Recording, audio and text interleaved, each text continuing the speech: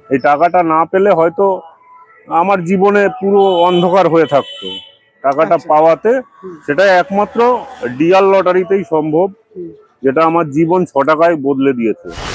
শুধু dear lottery পারে তাকে তুলে দিতে, 6 টাকায় তার ভাগ্য ফিরিয়ে দিতে পারে।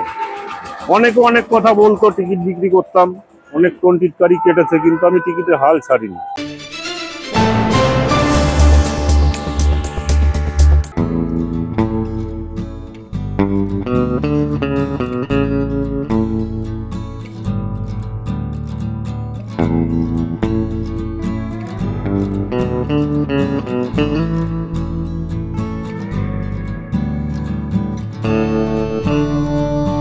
আমরা পৌঁছে গিয়েছি গাইঘাটা থানার কলাসীমা বাজার অঞ্চলে।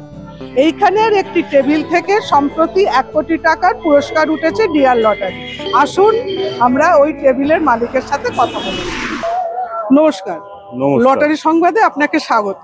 ধন্যবাদ। আপনার নাম? নিতাই মধু। এই সম্প্রতি আপনার এই টেবিল থেকে 1 কোটি টাকার ডিয়ার লটারির পুরস্কার উঠেছে। হ্যাঁ, হয়েছে। এই বিষয়ে এই যে পুরস্কার, এতে আপনি কতটা খুশি? আমি অনেক অনেক খুশি এবং আমি খুব উপকৃত হয়েছি এই টাকাটা পাওয়াতে। এই যে আপনি টাকাটা পেয়েছেন, তাতে আপনি সেটা কিভাবে লাগাতে চান, মানে এই ব্যবসাতেই লাগাতে চান? সেটা দেখেন, আমি এই লটারি বহুদিন ধরে লটারির সাথে জড়িত আছি।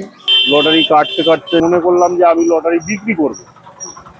এই একটা প্রস্তুতি নিয়ে আমি মোটামুটি লটারি অল্প অল্প করে এনে বেচতে শুরু করি। বেচতে বেচতে লটারি বেচা শুরু করেছি। তার 3-4 মাসের মধ্যেই আমার ফার্স্ট প্রাইজ লেগে যায় আমার টেবিলে, এবং সেই টাকা আমি একেবারে গরিব লোক, কিছুই আমার নেই। সেই টাকা আমি কিছু ব্যবসায় খাটাতে চাই।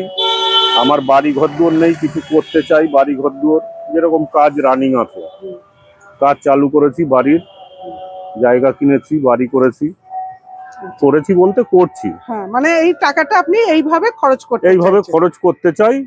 কিছু টাকা নিজের ব্যবসায় লাগাতে চাই, ছোটখাটো একটা ব্যবসা করি, সেই ব্যবসায় কিছু টাকা ইনভেস্ট করব। এক কথায় ডিয়ার লটারি 4-5 মাস আপনি এই ব্যবসায় এসেই আপনি এই যে প্রথম পুরস্কার পেলেন, এতে আপনি খুব খুশি এবং এতে আপনার খুবই সাহায্য হয়েছে। খুব খুশি এবং খুব সাহায্য হয়েছে। মানে এরকম একটা সিচুয়েশনে পৌঁছেছিল, এই টাকাটা না পেলে হয়তো আমার জীবনে পুরো অন্ধকার হয়ে থাকতো। টাকাটা পাওয়াতে সেটা একমাত্র ডিয়ার লটারিতেই সম্ভব, যেটা আমার জীবন 6 টাকায় বদলে দিয়েছে। আচ্ছা, এই যে আনসোল্ড টিকিট, সেটা আপনি কিভাবে ফেরত দেন? আনসোল্ড টিকিট আমি ফোনে ফেরত দেই। তারপরে এগুলো আমাদের দায়িত্ব থাকে, যেই ঘর থেকে টিকিট আনি সেই ঘর পর্যন্ত পৌঁছে দেওয়া আমাদের দায়িত্ব থাকে। আপনার সাব স্টকিস্টের কি নাম? মানে আমার নিরালা। আচ্ছা, আপনি নিরালা থেকে নিরালা টিকিটে আমার ফার্স্ট প্রাইজ উঠেছে। আচ্ছা, এখন তো একটু ব্যবসা বর্ষায় একটু ঢিলে থাকে, তারপরে এই পুজোর সময় ব্যবসাটা খুব বাড়ে। তো পুজোর সময় আপনি কি আশা করছেন? আমি আশা করছি, আমি যেরকম বিকেলে 1 টাইম টিকিট বিক্রি করতাম, আমি চেষ্টা করব ওটাকে 3 টাইম বিক্রি করার। আমি একে ছাড়তে চাই না, আমি এর পিছনে লেগে থাকতে চাই। মানে এই লটারির ব্যবসাটাকেই আপনি আপনার ভবিষ্যৎ ব্যবসা। হ্যাঁ, আমার ছেলে মেয়ে আছে, তারা আমার যে সাইড ব্যবসাটা আছে ওইটা তারা হ্যান্ডেলিং করবে।